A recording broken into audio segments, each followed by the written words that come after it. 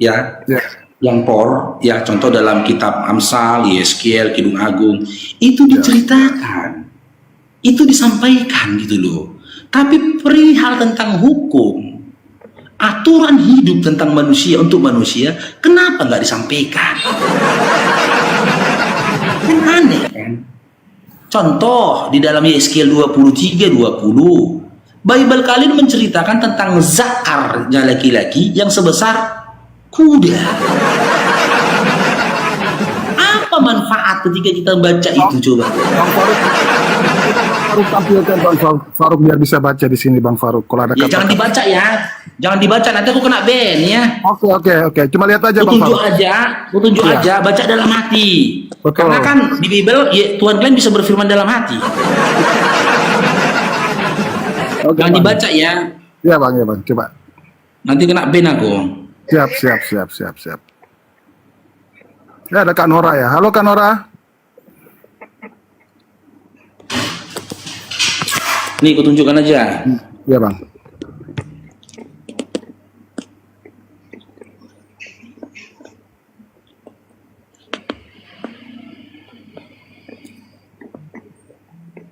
Udah?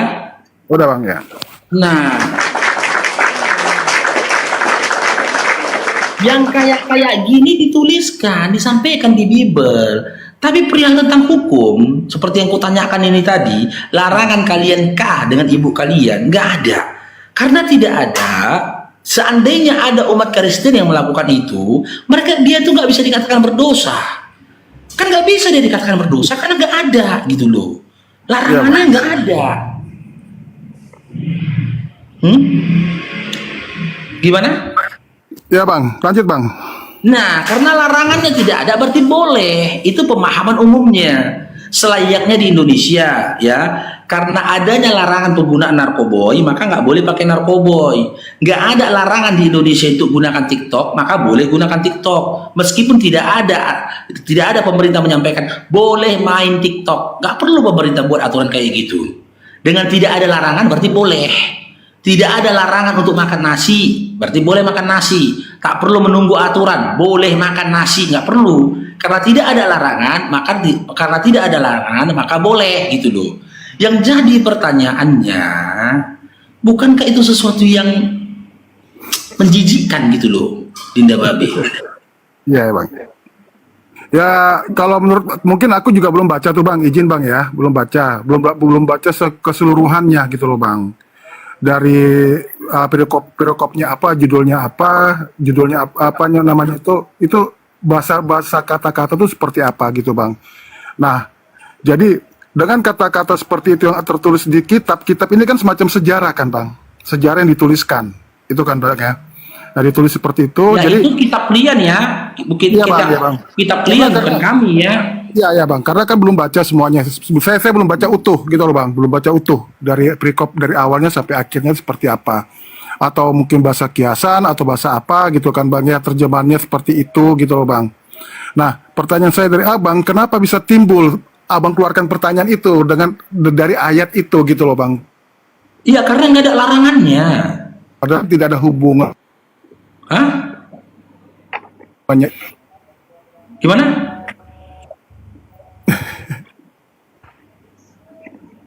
Halo? Abang dengar? Cek 1 2.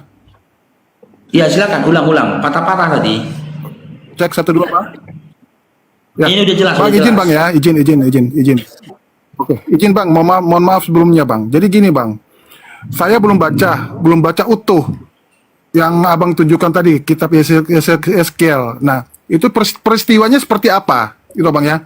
Peristiwa apa yang ada di dalam tulisan itu gitu loh Bang. Nah, mungkin saya mau nanya Abang balik lagi. Mohon maaf Bang ya, izin Bang ya. Bukan Abang bertanya terus saya nanya lagi Abang. Izin Bang. Jadi maksud saya gini, dengan ayat itu, kenapa dengan ayat itu kok bisa Abang timbulkan pertanyaan seperti itu gitu loh Bang? Kan tidak ada hubungannya Bang. Tidak ada hubungannya Bang. Izin Bang, mohon maaf Bang. Ya, karena Maaf, gini, Bang. Dinda ya, di Gorontalo ada kejadian. Di Gorontalo kejadian. Terus di luar negeri pun banyak kejadian. Udah kejadian di mana pelakunya itu oknum Kristen. Maka muncul pertanyaan dalam diri, adakah mereka ini dilarang? Ternyata kita kaji di Bible nggak ada dilarang. Bahkan perkawinan sejenis saja kan dilakukan di gereja. Ternyata tidak ada juga larangannya. Untuk umat Kristen, aturan negara, Bang. Atau secara umumnya gini saja lah. Aku tanya gini aja lah. Ini Dinda Babe, ya kepercayaannya Kristen kan, bukan? Saya Kristen abangku. Oke. Izin, Bang. Coba sebutkan satu saja aturan dan juga larangan yang disampaikan oleh Yesus untuk iman Kristen. Apa rupanya? Satu aja, bebas, random. Terlepas dari hukum Taurat ya. Jangan lagi gunakan hukum Taurat, karena dalam Efesus 2 nomor 15, hukum Taurat dan ketentuannya telah dibatalkan. Sudah dibatalkan oleh Paulus, di luar dari hukum Taurat. Apa sih aturan yang dimiliki oleh teman-teman Kristen ini? Satu saja. Bebas, random, dalam hal apapun boleh, silakan. Ya saya belum baca juga itu, Bang. Izin, Bang. Makanya. Nggak ada. Kenapa nggak ada? Kita nggak bisa menolak kenyataan gitu loh. Kenyataannya apa? Yesus itu tak pernah menyampaikan ajaran Kristen. Bahkan Yesus itu nggak kenal iman Kristen. Bang, izin, Bang. Kita berbalik ya, Bang. Balik lagi, Bang. Izin, Bang, ya. Mohon maaf, Bang. Nabi Muhammad, izin, Bang, itu mengajarkan tentang apa, Bang? Padahal di dalam Al-Quran itu, Bang, izin, Bang, ya, kalau saya ada salah, mohon maaf, Bang, ya. Di dalam Al-Quran itu ada sekitar hampir 90% pengajaran orang-orang di Israel, Bang. Bukan Arab, Bang. Izin, Bang. Oke. Jadi jangan katakan 90% Israel. Al-Quran itu mengisahkan para nabi-nabi terdahulu, dimulai dari Adam sampai Nabi Isa alaihissalam, di mana tidak semua nabi itu dari Bani Israel, karena Bani Israel itu muncul setelah kelahiran Yakub, di mana Yakub memperanakkan 12 anaknya. Salah ya, 12 anaknya itulah anak keturunannya Yakub yang disebut dengan Bani Israel. Kan begitu. Pertanyaan selanjutnya apa tadi? Di Al-Quran itu, Bang, izin, Bang, ya, di Al-Quran itu lebih banyak menampilkan para nabi-nabi yang ada di Israel. Jadi gini, Bang, saya ini kan mau belajar tentang keberadaan Muslim, Islam, mau belajar juga tentang keberadaban Islam, keberadaan Islam, dan keberadaan Nabi Muhammad, Bang. Ya. Izin, Bang. Nah, yang jadi pertanyaan saya, abangku, izin, Bang, ya, kenapa di dalam Quran itu, Abang, itu hampir 90%, ya, Bang, ya, itu semua itu tentang nabi-nabi yang ada di Israel, Bang. Izin, Bang. Mohon maaf kalau ada salah kata, Bang, ya. Kenapa? Karena begini, ya. Banyak di antara para nabi memang diutus dari Bani Israel. Kenapa Ya, Bang. diutus dari Bani Israel? Karena Bani Israel ini adalah umat yang pembangkang. Luar biasa. Setiap kali Nabi diutus kepada mereka, mereka dustakan, selainnya mereka buni. Mereka dustakan dan mereka buni, gitu loh.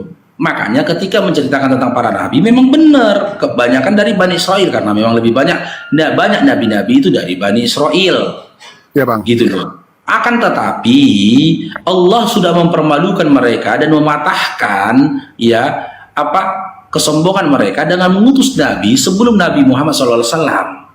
Siapa? Nabi Isa alaihissalam. Di mana dia dikehendaki lahir tanpa seorang ayah. Itu sebuah pukulan pertama buat Bani Israel, karena Nabi yang lahir bukan dari Bani Israel. Tak bisa dikatakan Isa ibnu Maryam itu Bani Israel. Karena apa? Karena dia lahir tanpa seorang ayah. Lalu dilengkapkanlah itu lagi dengan apa? Dengan dilahirkannya lah Nabi dari Bani Arab. Tapi sebelum dari Bani Israel ada banyak Nabi lagi dari Bani Arab. Contoh, Nabi Soleh, Nabi Su'aib, itu dari Bani Arab. Nabi Zulkarnain itu pun Nabi Zulkifli itu dari Bani Arab. Jadi Nabi Muhammad SAW bukan satu-satunya Nabi yang lahir dari Bani Arab. Boleh ditambahkan sedikit, Bang Faruk. Jadi gini, Babe. Oke. Yang ada dapat kita temukan tentang hukum aturan pengajaran para nabi yang bisa dilihat tulisannya itu ada di Taurat Musa, pengajarannya dari Yahudi. Ya, Bang. Ya. yang terakhir sampai pada hari ini periwayatannya, yaitu Taurat dan Zabur, kan gitu. Dan Injilnya Nabi Isa alaihissalam atau Bible-nya Yesus disampaikan juga untuk Bani Israel. Itu yang bisa kita temukan hari ini, pengajaran yang meluas. Itulah kenapa dalam Al-Quran koreksian yang muncul untuk akhir zaman ini adalah tentang Bani Israel banyak. Karena banyak yang terjadi kesilapan, kesalahan, penyimpangan yang harus diluruskan. Itu yang terjadi, Babe ya. Di Iya, Bang. antaranya. Tuh, oke lanjut. Oke, Bang. silakan selanjutnya. Izin abang ya, izin. Jadi tadi kan kita bicara nabi-nabi bang. Ini kan saya mau belajar tentang keberadaan Islam bang ya, izin bang ya. Nanti kalau ada saya salah ngomong, nanti abang bisa tegur saya langsung atau gimana nanti bang. Gitu bang. Gini bang. Pertanyaan saya, apa namanya itu abang? Kita bicara masalah nabi-nabi, nabi sebelum Nabi Muhammad gitu kan. Dan setelah ada Nabi Muhammad bang. Nah pertanyaan saya itu mungkin fundamental banget bang. Pertanyaan sangat mendasar sekali bang. Itu loh. Allah pencipta itu kan adanya pada sebelum ada Nabi Muhammad bang. Izin bang. Nah, pertanyaan saya bang. Pas abad ke-7 muncullah namanya Allah Subhanahu wa taala karena ada Nabi Muhammad di situ bang ya. Yang mengenalkan Allah Subhanahu wa taala bang. Izin. Nah pertanyaan saya, andaikan Nabi Muhammad tidak ada, apakah Allah Subhanahu wa taala itu ada, Bang? Izin, Bang. Sudah? Ya, izin Bang ya. Kalau saya salah, mohon maaf Bang ya. Ya, saya kasih data dalam Al-Qur'an surah Asy-Syura ayat 13. Bahkan di zamannya Nuh, Allah sudah ada dan mereka menyembah kepada Allah. Bukan Nabi Muhammad SAW, orang Nabi pertama yang mengarahkan menyembah kepada Allah. Ini ya. Yang terjemahan aja Bang ya. Iya. Ayat 13. Ini dia.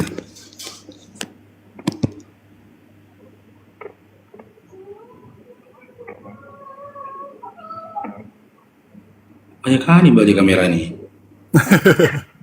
Oke, ini dia ya. Ya Bang. Asy-Syura 13. Iya Bang. Simak ya isinya. Iya Bang. Dialah Allah telah mensyariatkan bagi kamu. Nah, di sini pakai domir ya. Ya, pakai domir Itu ya. ayat pada zaman apa itu Bang? Makanya baca dulu, kita baca dulu ya. Kepada Oke, zaman oke. siapa?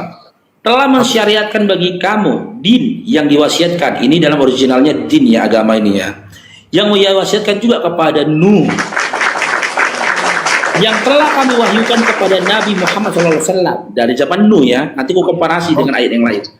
Dan Ibrahim, Musa, dan Isa.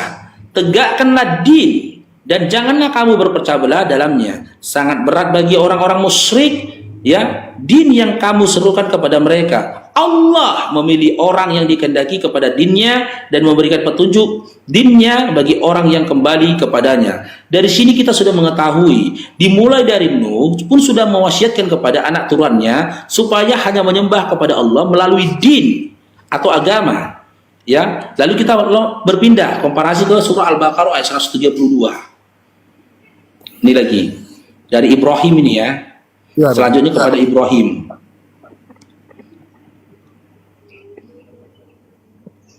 Duh.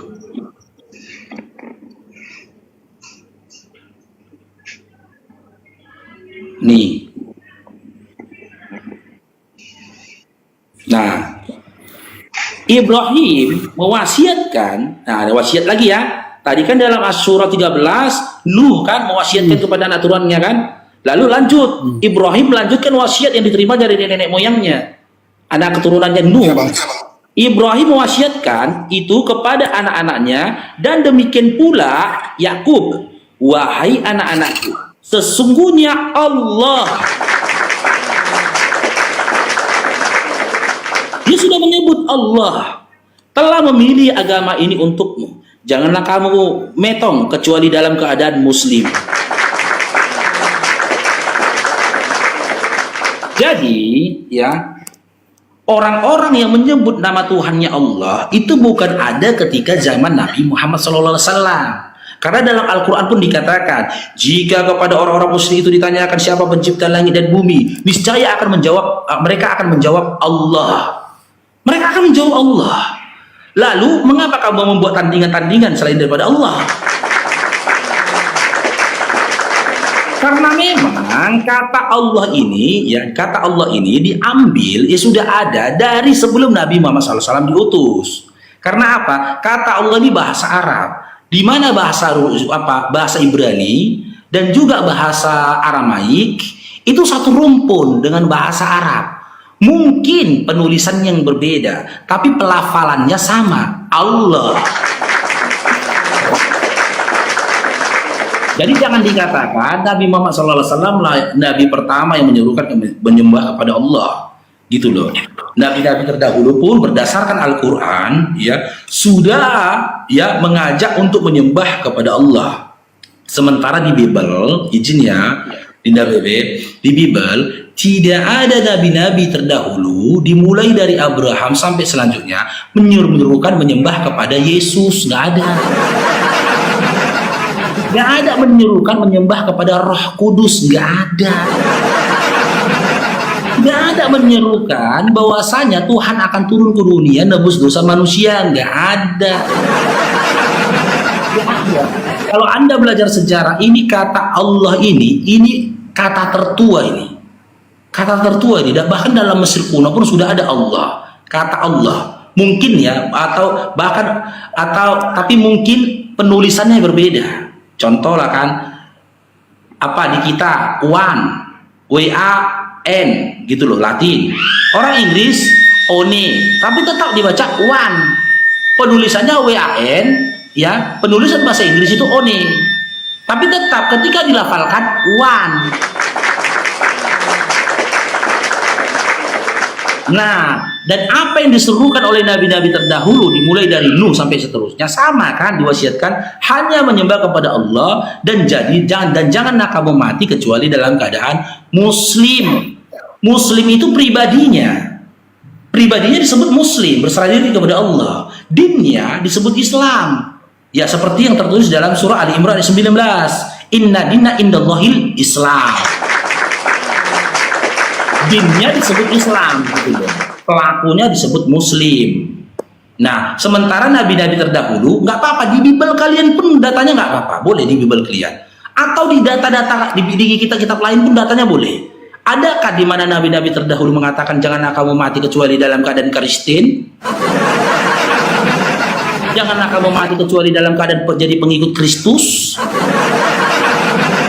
Tidak ada, gitu loh. Bahkan tidak ada nabi yang membawa ajaran Kristen.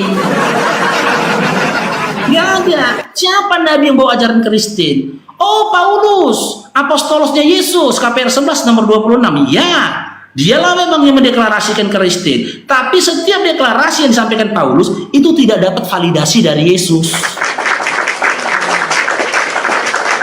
Gitu loh. Bahkan dalam 2 Korintus 11:17 dia sudah mengakui apa yang disampaikannya bukanlah merupakan dari firman Tuhan, tapi yang dia dapat dari orang BODOH. Dengan kepercayaan dia akan bisa bermegah-megahan. Itu tidak baru ya, lanjut. Bang, kita lanjut Bang ya, izin Bang ya. Jadi mohon maaf Bang. Jadi apa namanya itu tulisan sekarang kita kan antara dua agama ini lagi klaim mengklaim Bang. Klaim Allah dan Allah. Itu kan Bang ya. Siapa ini? Sosok ini gitu loh Bang. Izin Bang. Nah, di dalam tadi saya baca Abang tulis tadi, Abang melafalkan itu Allah itu Allah pada zaman Nuh dulu Bang. Sedangkan pada saat waktu itu kan mereka tidak menggunakan bahasa Arab Bang. Itu loh Bang. Nah, di situ ada lagi namanya Yahweh. Di situ loh Bang. Allah Yahweh. Nah, banyak lagi ada Allah Yehova. Banyak orang mengklaim nama-nama Allah ini seperti itu loh Bang. Ada namanya apalagi lupa saya itu Bang. Nah, seperti itu loh Bang. Nah, Abang bisa Elohim.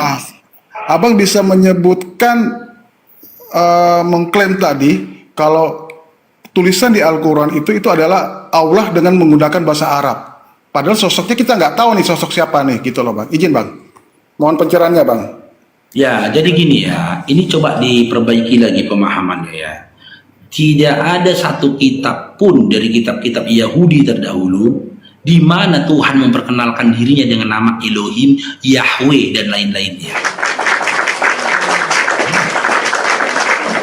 Dan itu adalah nama yang diajarkan oleh manusia, bukan nama yang diperkenalkan oleh Tuhannya Musa. Nah, kalau Anda mengatakan pada saat itu kan Musa tidak menggunakan bahasa Arab, oke, saya tidak mengekang itu.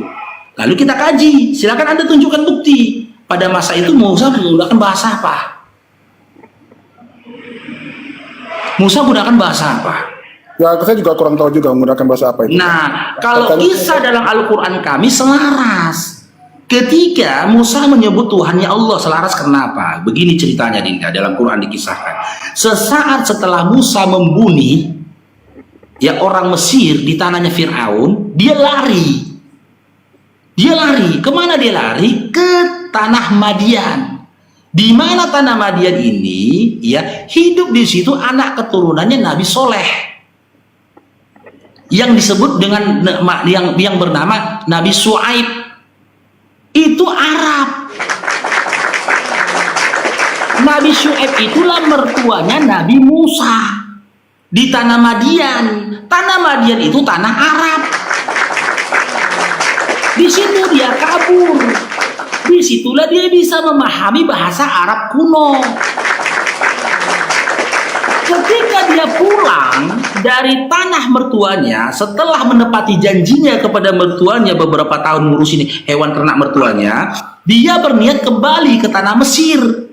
Di tengah jalan, di lembah tua, disitulah dia diangkat menjadi nabi dan rasul. Ketika dia melihat api, maka wajar ketika itu Allah memperkenalkan dirinya dalam bentuk bahasa Arab.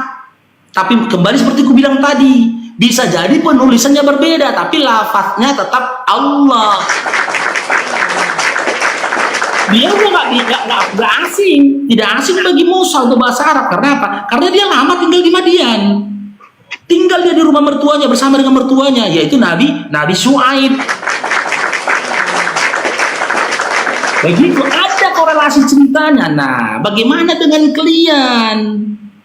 Gitu loh. Sosok Yesus ini orang Yahudi, tinggal di tengah-tengah Yahudi, bahasa sehari-harinya Aram, bahasa Aram. Dia punya muridnya pun Yahudi, Yahudinya menggunakan bahasa Aram. Lah turun kitab Bible itu tadi, gitu loh. Diklaim itu adalah perkataan Yesus yang ditulis oleh muridnya Yesus, tapi dalam bentuk bahasa Yunani. Itu lebih tidak masuk akal, tidak masuk akal. Gak ada jejak sejarah antara Yesus muridnya dengan Yunani. Gak ada sejarah. Kalau Musa ada jejak sejarahnya. Ketika dia pernah tinggal di tanah Madian, lalu dia kembali ke Mesir, dia melewati lembah tua pada masa itu. Maka wajar ketika Allah memperkenalkan dirinya dengan nama Allah dalam surat Toha ayat 14, ya benar. Kata Allah ini bahasa Arab. Tapi tidak ada yang mengatakan atau mengklaim kata Allah ini bahasa Arab modern. Tidak. Karena apa? Antara Ibrani saja, Elif Lem Lem Ha itu tadi, kalau dibacakan pun bacaannya adalah Allah juga. Ibrani. Gitu loh.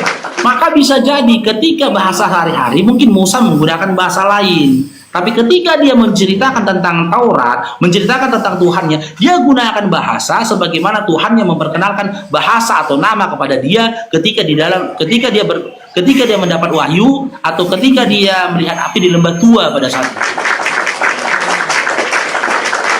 Begitu, ada korelasinya gitu loh. Tapi bagaimana dengan si Babe gitu loh? Yesus ini kan Yahudi, murid-muridnya Yahudi, bahasa yang mereka gunakan bahasa Aramaik. Kok bisa kitabnya bahasa Yunani? Silakan coba ditanggapi. Dan izin bang, terus mau komentar narasi abang tadi bang, izin bang ya. Bang tadi abang bilang kalau agak salah tadi itu Injil itu tulisannya dari bahasa Yunani bang. Sekarang kita bicara sejarah bang, ya kan, karena Injil ini apa Alkitab ini adalah satu buku, itu buku sejarah yang dicatat sama para nabi-nabi pada saat itu, dan pada saat itu juga ditulis oleh murid-murid Yesus. Ada sekitar 70 murid bang, yang diakui, yang terlihat di Alkitab 12 murid gitu kan. Nah, pertanyaan saya, Bang, coba Abang bisa nunjukin ke saya untuk meyakinkan saya, Bang. Itu kan, Bang, izin Bang ya, karena saya masih belajar juga gitu, Bang. Meyakinkan saya, ada nggak arkeologi kuno itu tulisan-tulisan para murid-murid Yesus itu menggunakan waktu mereka menulis pertama itu, Bang. Mereka menulis pertama itu menggunakan bahasa Yunani. Padahal mereka sendiri tidak menggunakan sehari-hari tidak menggunakan bahasa Yunani, Bang. Kalau Abang punya, saya pengen lihat, Bang. Izin, Bang. Oke, jadi gini kita tanggapi dulu ya. Ya, Bang. Tadi Anda katakan Bang, yang menuliskan tadi aku- Bible itu. paling 5 menit aja, Bang. Aku mau turun, ada urusan Ya, sebentar, Bang. kita komparasi dulu ya, kita luruskan ya. Tadi Anda katakan bahwasanya Bible itu ditulis oleh para nabi. Nabi siapa yang nulis Bible, Dinda? Ini, Bang. Sorry, Bang. Mungkin ada salah dari saya. Jadi, Nabi Taurat, siapa? Enggak ada nabi nulis Bible. Enggak Bang. ada. Injil. Kalau Taurat Yang juga- kedua, Taurat juga yang ditulis kedua. juga. Taurat Ya, yang kedua, Bentar, Bang. Anda Taurat- katakan tadi yang menulis Bible itu adalah murid-murid. Muridnya siapa? Muridnya Yesus. Murid Yesus tidak ada di luar dari Bani Israel. Karena dia diutus hanya untuk Bani Israel, Matius 10 dan Matius 15. Kalau Anda mau mengetahui fakta sejarah, Anda tinggal ngetik aja itu di Google informasi. Yesus itu hidup di tahun berapa? Di tanah mana? Di masa itu orang gunakan bahasa apa gitu loh. Kan Gitu hampir loh. sama, ini hampir sama juga, Bang. Izin, Bang ya, hampir sama juga. Nabi Muhammad, izin, Bang ya. Nabi Muhammad itu kan kalau saya waktu pernah diskusi sama teman-teman juga, teman-teman di Komal Islam mungkin sama Bang Dio, Mbak Ustadz Dio juga pernah kita diskusi juga waktu itu, Bang. Kak Nora juga pernah diskusi sama saya juga gitu loh, Bang. Jadi tentang keberadaan Nabi Muhammad itu. Jadi di usia 40 tahun, Bang, izin, Bang ya. Di usia 40 tahun, ini kita kilas balik lagi ke belakang ke sejarah, Bang. Saya mungkin lebih condong ke belajar tentang Islam, Bang. Izin, Bang ya. Nah, di usia 40 tahun itu Nabi Muhammad itu ada mendapat wahyu, kalau nggak salah itu di Gua Hiro, Bang. Izin, Bang ya.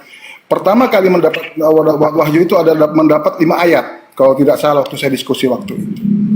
Nah, selama 23 tahun, dari usia 40 tahun sampai usia 63 tahun, beliau kan meninggal, 63 tahun, Bang. Nah, saya mendapat informasi dari teman-teman bahwa 23 tahun itu terus pengwahyuan, Bang. Ya kan? Saya tidak tahu pengwahyuan apa, mungkin dari pertama kali malaikat Jibril itu kasih 5 ayat, setelah itu siapa yang memberikan ayat-ayat itu ke Nabi Muhammad, Bang? Jibril naik turun ngasih seperti itu, Bang. Nah, setelah 63 tahun itu belum ada namanya Al-Qur'an, Bang. Kalau tidak salah, Bang ya. Izin, Bang, kalau saya salah selama itu masih dalam proses pewahyuan, Bang, dan selama 23 tahun. Nah, setelah 300-400 tahun kemudian baru ada namanya suatu buku, Bang, yang dikumpulkan sama siapa tuh, Bang, kalau nggak salah itu. Nah, itu, Bang. Nah, menurut saya seperti itu, Bang. Jadi seperti apa itu, Bang? Jadi gini ya, Dinda Babe, buat teman-teman adik-adik Oten Dua menit, Bang ya. ya. 2 menit, Bang ya. Ya, ini saya simak, ini saya jawab dulu ya. Ya. Yang Kalian yang gagal paham tentang Quran. Kalian gagal paham. Quran itu bukan yang tertulis. Bukan mushaf buku itu bukan Quran. Tapi itu Quran yang dituliskan. Quran itu apa yang disampaikan oleh Jibril melalui metode hafalan kepada Nabi. Dengan bahasa sederhananya, Quran itu yang ada dalam kepala kami dan di dalam hati kami. Jadi jangan Anda katakan pada masa itu tidak ada Quran. Ada, tapi belum tertulis. Yang tertulis itu bukan Quran. Kalau yang tertulis itulah yang disampaikan, tertulis itu adalah Quran. Andai kan terjadi bencana alam, habis semua mushaf Quran, habis kalamullah. Tidak ada lagi Quran. Tapi Quran bukan itu, tapi itu adalah Quran yang dituliskan. Oke. Bukan itu Quran gitu loh. Bang Farouk, Sementara pada saat itu Bang Nabi Muhammad SAW setelah sampai di Madinah itu sudah sholat. Yang dibacakan dalam sholat itu Quran. Bang, Gitu loh. Bang Faruk, izin saya mau turun. Nanti saya ada waktu, saya mau naik lagi ya Bang, diskusi sama Abang. Masih banyak yang saya mau diskusikan Bang, untuk pembelajaran saya juga Bang. Nah, salah satunya Abang tadi ngomong sholat. Nah, sholat itu kan waktu zaman ada Nabi Muhammad kan belum ada tuh sholat. Nah, nanti next Bang ya. Ingat nama saya Bang ya. Udah ada lah sholat. Udah ada sholat. Ya udah nanti Zaman diskusi Nabi udah bagus ada tuh. sholat. Next Bang Gini ya. aja, nanti kalau kamu ada waktu yang banyak, silakan naiklah diskusi ke Bang Faruk, boleh. Ya, itu dia